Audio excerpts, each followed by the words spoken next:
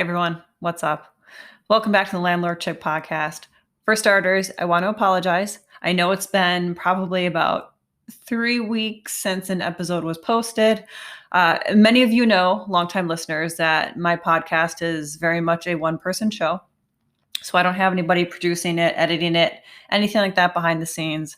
This is all created and done by me. So every once in a while, the upload schedule might get a little wonky as other parts of my life get really demanding. But I always end up coming back here and getting back on track with the episode. So I do apologize that it's been probably close to 3 weeks, if not a little over right now since the last episode.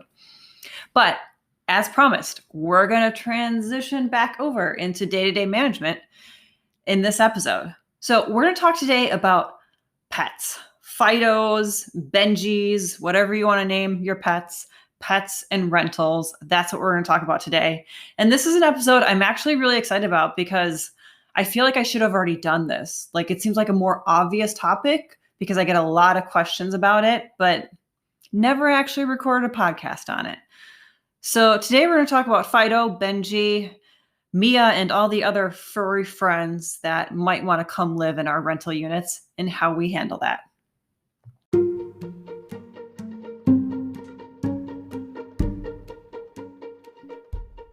Building a real estate portfolio is as much about buying properties as being a de facto entrepreneur. I'm Karina Ufinger. I'm a multi-property investor, rental management company CEO, and also a landlord coach. I'm going to show you the systems and knowledge you need to thrive as a real estate entrepreneur.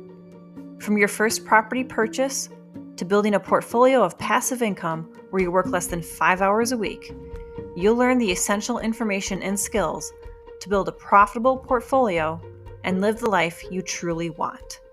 Whether you're well on your journey or just starting out, you're in the right place. Welcome to the Landlord Chick podcast.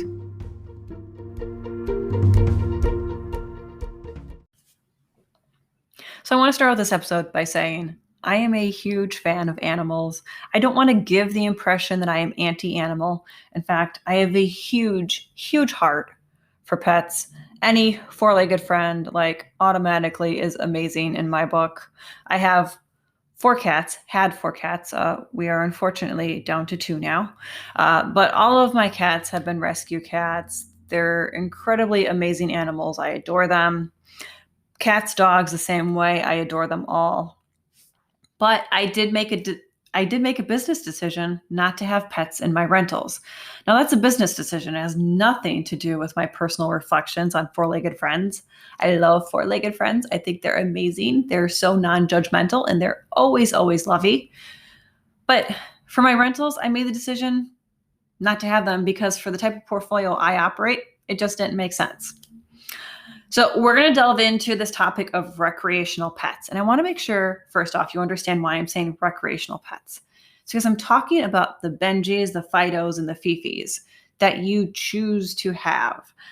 I am not referencing any service animal or emotional support animal. And it's really important that you understand that because the federal government protects ESA and service animals.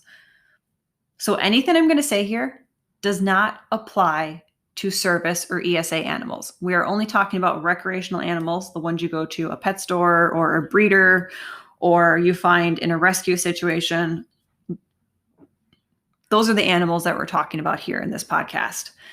One thing I will say about ESA and support animals, understand that even if your state has other regulations regarding emotional service animals or emotional support animals, you can still be in violation of the federal law. So a couple months ago, actually, well, it was more like last October already, I attended an online conference and we had a speaker from the Wisconsin Housing and Urban Development, and he was an attorney for them. So he's an attorney for HUD. He made it very clear that while you can be in compliance with your state regulations regarding emotional support animals, that does not free you from a suit from the federal government for violating their laws regarding emotional support animals. So it's really important that you understand that just because you might have certain regulations in your state regarding ESAs that doesn't necessarily mean that you'd be okay in the eyes of the federal government. And that's a whole lot of mess to unpack that we're really not going to do in this episode, because I am serious when I say that's like an entire whole mess of worms in itself. So I want to make sure you know everything we're talking about today is about recreational pets, the ones that we choose to love and have in our lives because we just like their company. So for starters, we have to consider whether or not it's a good decision to take pets. There are two things I usually like to consider in regards to whether or not you take pets. Number one is the age of your property. If you've been listening to the podcast for a while, you know that my portfolio is made up of older homes. My youngest home, and it seems kind of odd to say it in this context, but my youngest home was built in the 1890s. So everything I have is very old. So because of that reason, I don't like the idea of Fifi rechristening my 1860s woodwork, because it's going to be hard for me to either replace it, or I have to go through and replace all the trim in that room then, and it begins this whole big situation. So that's honestly the biggest reason why I don't take pets in my properties, is because I have all older homes. And part of the reasons I have older homes is because I like to restore them and preserve them for future generations. So obviously at that point, it makes my job a lot easier if I don't have Fifi around, who is deciding to leave her mark on either expensive or hard to replace original materials for the property. The other thing to consider is the size of the property. Now, I'm not talking about necessarily the square footage. I'm talking about how many units there are in the property. See, having dogs or cats in a single family home is much different than having them in a multifamily, especially when you get up to like 10, 20, 25 units. The scenario changes immensely when you go from like a duplex to a 20 unit. Having a dog in a 20 unit building comes with a lot of ties into the equation. Number one, you could have dog on dog violence per se. You could have dog on human violence. And then of course you have the issue of maybe dogs that are barking, separation anxiety when they're left home. My dog had a Shih Tzu, a rescue Shih Tzu that she fostered. And this thing could not be left alone. And it actually did cause problems at her senior apartment that she was at the time, because the dog would just constantly bark when no one was home. So those are the three biggest considerations in regards to dogs in large multifamily. Those are probably the biggest three things you want to think about. Then there's sort of this fourth inconvenience, which is, of course, the idea of dog feces in a common yard. That's going to probably be a pretty quick complaint that you have over time, especially if the dog owners are not very well trained themselves in picking up the dog feces. But yet we've talked about multifamily. On the flip side of the scale here, if you have a portfolio of single family homes, you might likely err on the side of accepting animals. The reason for that is based on the stage of life that your prospective tenants are likely going to be in. People that are looking to rent single family homes, they have moved on from apartment life, which means they're likely in an older stage of life, meaning they're not 18, 19.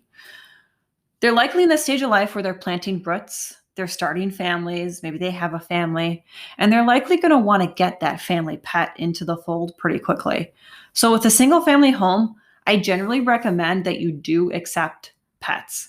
And you just sort of accept it as a sort of risk that you're taking based on your woodwork, your carpets, etc., things like that.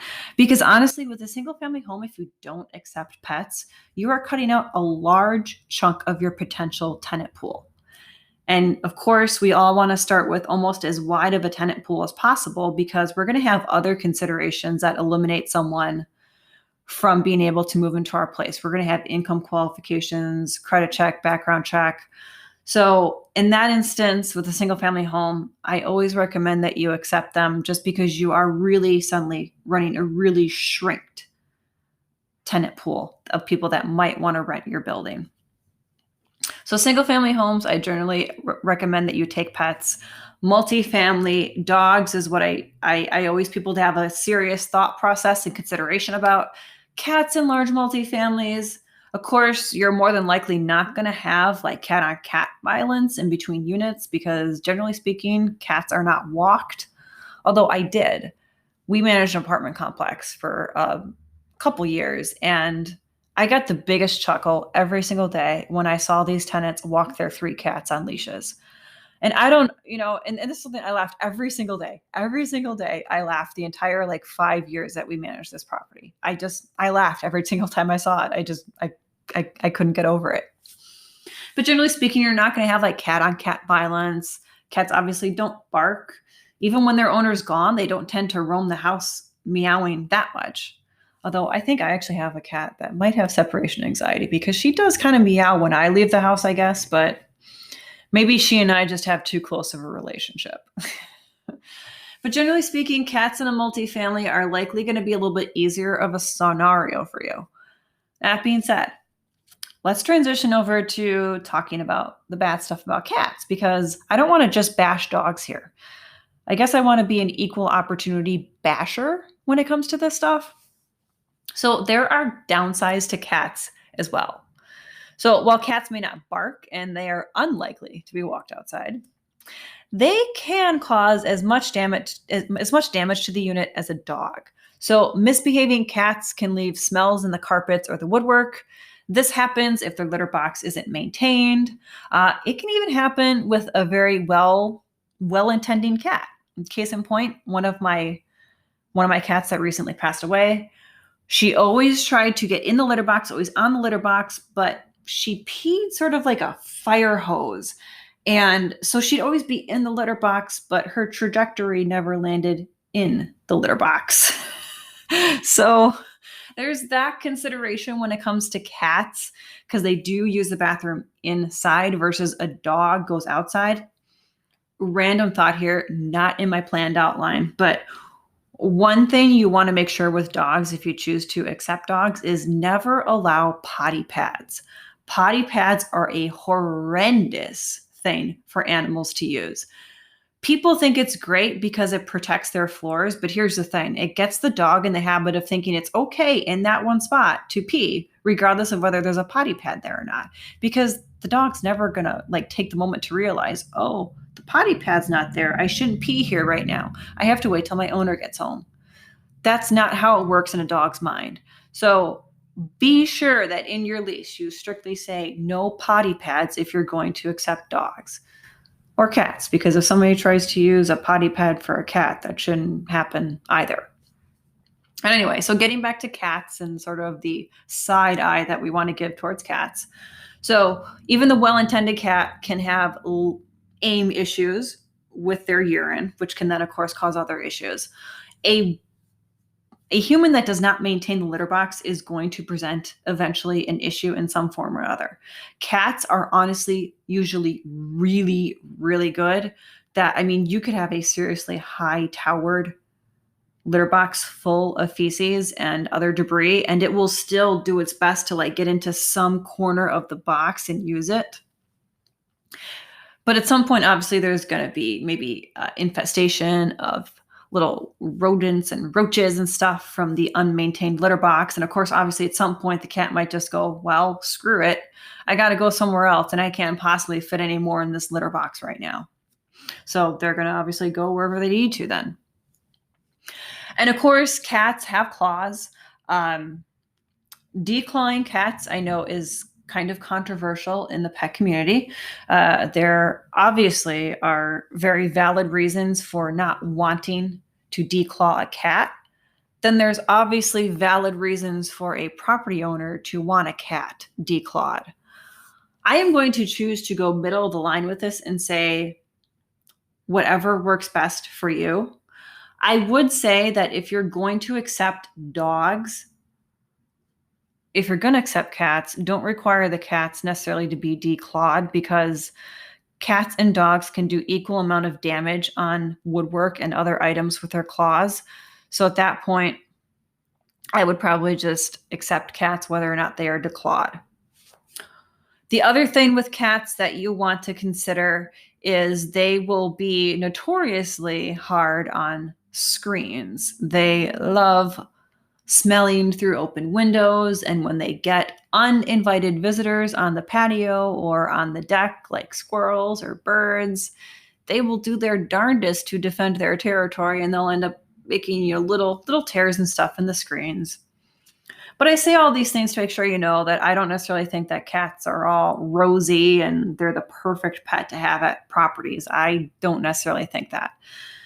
Generally speaking, cat urine is known to be harder to get out of carpet and woodwork than dog urine. But either way, usually anything can be saved as far as carpet or pad goes.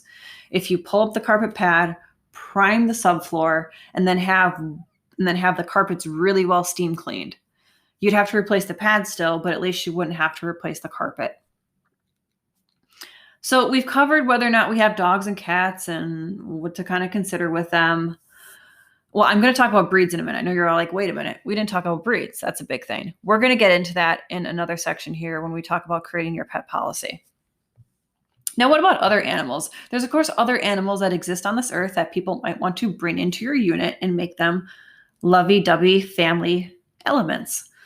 Well, for starters, don't accept anything that is not traditionally domesticated.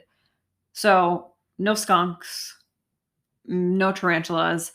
Even though they might be adorable, you don't want somebody with a pet penguin. Just keep it to things that are traditionally domesticated.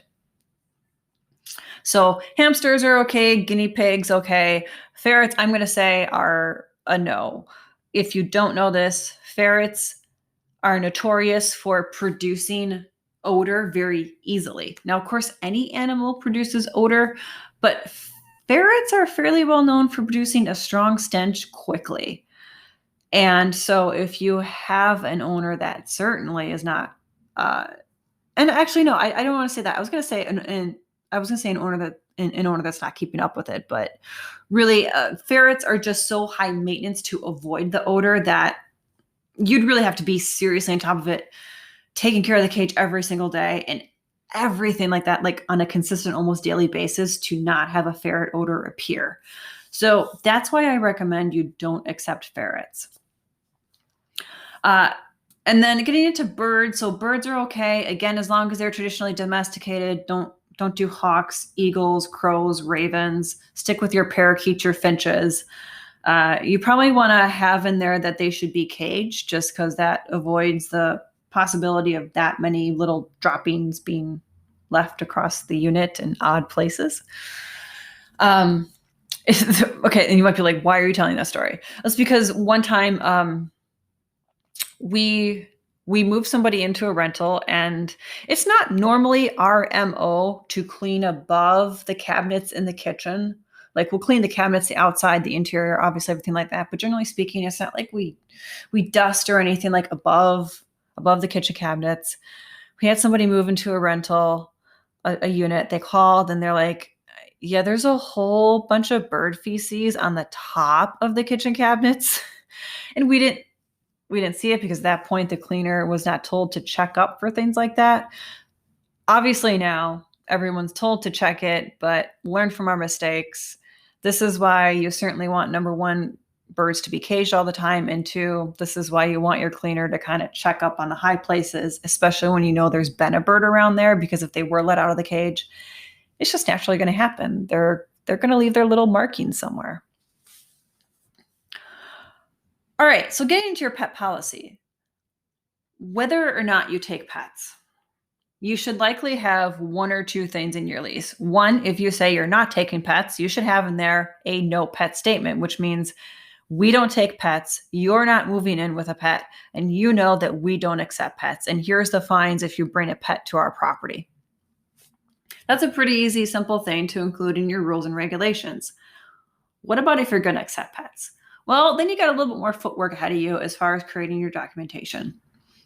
Now, whether or not you have a completely separate document that is your pet policy, or you have it just incorporated into your rules and regulations, is up to you. But there's going to be a few key elements that you want in every single pet policy. So number one, you want to make sure that everyone knows what you take and what you don't take. So how many four-legged friends are you accepting per unit? We stick with the maximum of 2 four-legged pets per unit. The other thing you want to have in there is any sort of breed restrictions. So dogs, this is where dogs come into the equation. Obviously, there are certain breeds that generally people don't like to see at apartment buildings. I'm not going to mention them by breed here because I think generally, number one, they're very well known. And two, I don't want to be part of the narrative that might be perpetuating a bad stereotype for certain breeds. I do recommend you have a weight limit in there because, of course, you don't want a situation where you have a very big dog, like a very big dog breed. So you don't want like an English Mastiff or even like what's the other really big one? Oh, like a Saint Bernard, a Great Dane.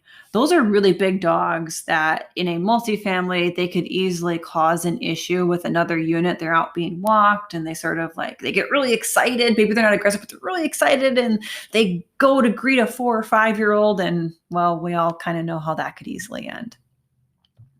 So generally speaking, you want to have a weight restriction on your dogs. The other thing I do recommend is that you do talk about picking up dog feces in there, and then also to that effect, cat litter box maintenance. Want to make sure that dog feces are being picked up every single time when they happen. This is especially important in anything where there's a shared yard. So a duplex or a multifamily, a larger multifamily, definitely want to be sure that your tenants are picking up their dog feces in that situation because that if somebody is a non-pet owner, that's like a top tier pet peeve for them is having dog feces in an area that's shared or even in their area. So if it's a really long dog leash and maybe it's a duplex side by side, that dog goes and poo-poos in their yard, could very easily become a situation. So always be sure and include in there something about that. Next, with dogs in your pet policy, always put in there that when they are not in the unit, they need to be leashed and under the control of a responsible human being above the age of 13.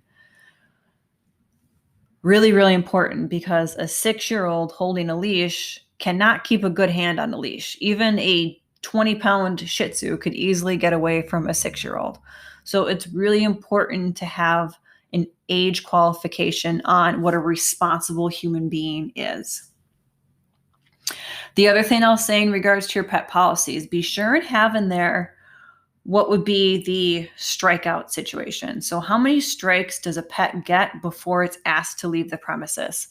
We have a 2-strike policy. So you get 2 strikes, and on the third one, the animal is asked to leave the premises, or I should say told to leave the premises. Those are the big things I want to make sure you always include in your pet policy.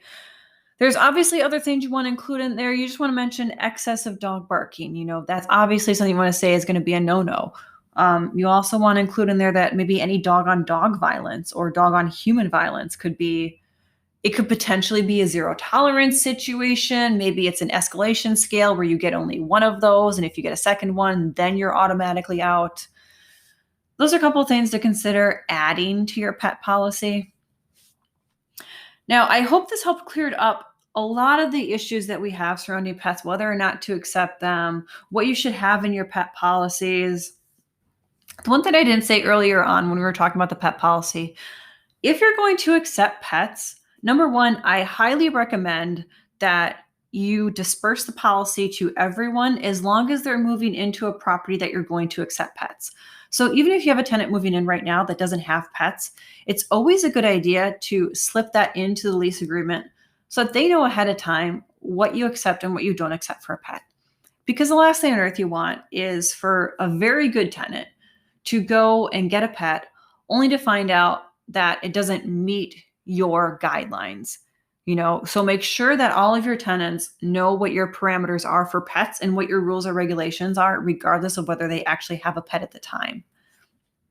And also, I'll say this, don't think like you have to have a portfolio-wide pet policy. This could certainly be something that varies by property. So you could absolutely choose to not take any dogs at your multifamily, but take dogs at your single family or dogs and cats at your single family. You can tweak this to be based on property, however it fits for you. So definitely don't feel like you have to have something that covers all your bases everywhere. You can change it up by property as much as you want, as much as you feel you can control.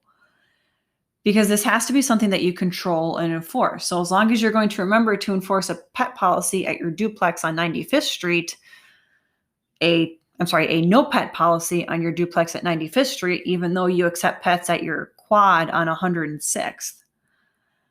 Just make sure it's something you can keep track of and that you're going to be able to enforce when it needs to be enforced at applicable properties.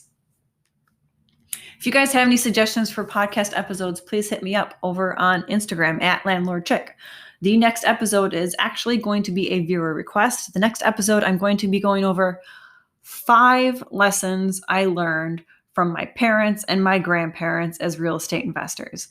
This is an episode I actually wish I had come up with myself, but alas, somebody else brought it to me. They're like, hey, you always talk about being a 4th generation real estate investor.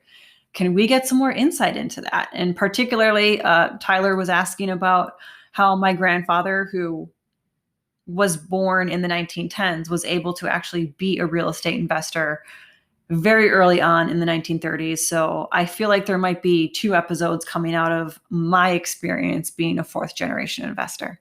I hope you guys have a great week, and I will see you in the next episode, which will not be 3 weeks apart. Have a great day.